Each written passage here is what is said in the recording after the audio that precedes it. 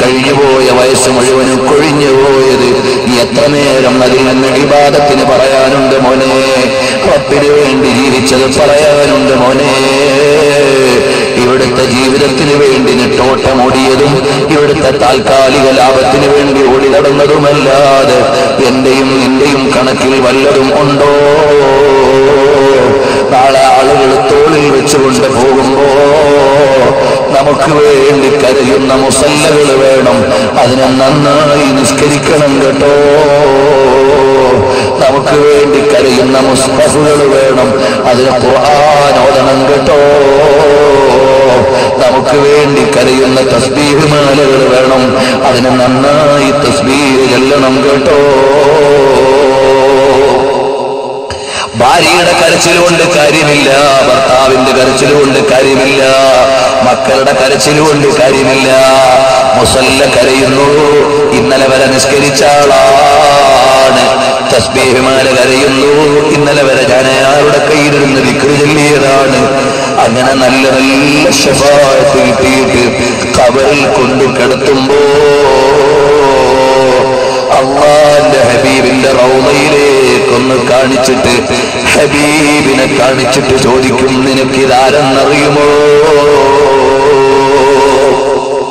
അപ്പോൾ മുനാഫിഖീങ്ങൾ പറയും, ജനങ്ങൾ ഇദ്ദേഹത്തെ കുറിച്ച് അങ്ങനെ ഇങ്ങനെയൊക്കെ പറഞ്ഞിരുന്നു എന്ന് പറയും. മുത്തഖീങ്ങൾ പറയും, ഹാദാ റസൂലുള്ളാഹ്, ഇതെന്റെ ഹബീബാണ്, ഇതെന്റെ റസൂലാണ്.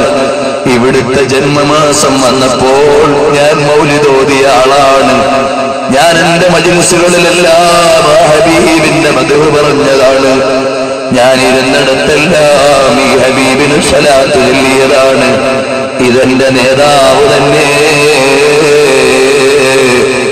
എന്നൊന്ന് സ്നേഹത്തോടെ പറഞ്ഞിട്ട് സമ്മതം വാങ്ങിയാൽ ആ ഖബറിലേക്ക് റസൂലുള്ളാഹിന്റെ ഒരു നോട്ടം കിട്ടിയാൽ മോനെ 100 കൊല്ലം അടിച്ചു പൊളിച്ചിവിടെ ജീവിച്ചാലും 10,000 കൊല്ലമല്ല മോനെ ആഖിറമുള്ളത്, 1,00,000 കൊല്ലമല്ല മോനെ പരലോകമുള്ളത്.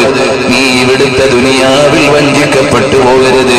ചില ചെറുപ്പക്കാർക്ക് ഒരു ധൈര്യമുണ്ട്, ഒരു കമന്റുണ്ട്, മൊയ്ലിയാരെ നിങ്ങൾക്കൊന്നും ലോകം തിരിയൂല, ഞങ്ങളിങ്ങനെ അടിച്ചു പൊളിച്ച് ജീവിക്കുകയാണ്. മോനെ നീ ബുദ്ധിയില്ലാത്തവനാകരുത്, ഇവിടുത്തെല്ലാം നശിക്കും മോനെ. നീ പ്രേമിക്കുന്ന പെണ്ണ് എത്ര സുന്ദരിയാണെങ്കിലും നാളെ അവൾ മരിച്ചു പോകും, അല്ലെങ്കിൽ രോഗിയായി പോകും, അല്ലെങ്കിൽ കിളവിയായി പോകും. ഇവിടുത്തെ എല്ലാ സ്വാധനങ്ങളും അങ്ങനെയാണ്. നീയും നാളെ വയസ്സനാണ്, രോഗിയാണ്, മരിച്ചു പോകുന്നവനാണ്. എന്നിട്ട് ഇതിന്മേലാണോ നീ ചിന്തിക്കുന്നത്? അതേ സമയത്ത് റബ്ബിന്റെ ഒരു കൊട്ടാരമുണ്ട്, അവിടെ നേതൃത്വം നൽകുന്ന ഹബീബുണ്ട്. നാളെ അവിടെ ചെന്നിട്ട് റസൂലുള്ളാഹിന്റെ കാൽക്കലൊന്ന് വീഴണം, കൈയൊന്ന് പിടിക്കണം. ദുനിയാവിൽ വെച്ച് നബിയേ ഞാൻ അവിടുത്തെ മദ്ഹ് പറഞ്ഞത് അവിടുത്തെ കൈ പിടിക്കാനാണ്, കള്ളു കുടിക്കാഞ്ഞത് അവിടുന്ന് വിലക്കിയത് കൊണ്ടാണ്, അന്യപെണ്ണിനെ കമന്റടിക്കാഞ്ഞത് അവിടുന്ന് തടസ്സപ്പെടുത്തിയത് കൊണ്ടാണ്. എനിക്ക് വേണം നബിയേ, അവിടുത്തെ ചാരത്തൊന്ന് എത്തണം നബിയേ. അങ്ങനെ മഹബത്ത് വെച്ച് സ്വലാത്ത് ചൊല്ലു മോനെ, റസൂലുള്ളാഹിനെ കാണാം മോനെ.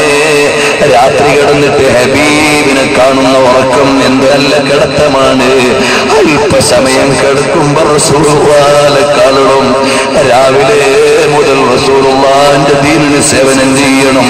വൈകുന്നേരം വീണ്ടും ഒരല്പസമയം കിടക്കുമ്പോ അത് ഹബീബിനെ കണ്ട് ചിരിക്കുന്ന കിടത്തമാകണം, സന്തോഷിക്കുന്നതാകണം. ഹബീബായ റസൂലുള്ളാഹിനോടുള്ള ഇഷ്ക് വേണം, അതിലെന്ന് ലയിക്കണം. പെങ്ങളെ, ഏതോ ഒരുത്തന്റെ മേനിമിടിപ്പും അവന്റെ ക്യാൻവാസിങ്ങും അവന്റെ വിളിയും പറച്ചിലും അവന്റെ കണ്ണും കാലും കണ്ടിട്ട് നിന്റെ ജീവിതം ഓർമ്മിക്കാതെ ഹബീബായ നബിതങ്ങളെ ഇഷ്ക് വെച്ചുകൊണ്ട് ജീവിച്ച് അതിലായി മരിക്കാൻ നിങ്ങൾക്ക് ഭാഗ്യം നൽകണേ റബ്ബേ. ഞങ്ങളെ കൈയൊഴിയില്ലേ റബ്ബേ. ഈ മജ്‌ലിസ് റസൂലുള്ളാഹിന്റെ ഹളറത്തിൽ കാണിക്കപ്പെടുന്ന മജ്‌ലിസാക്കണേ റബ്ബേ.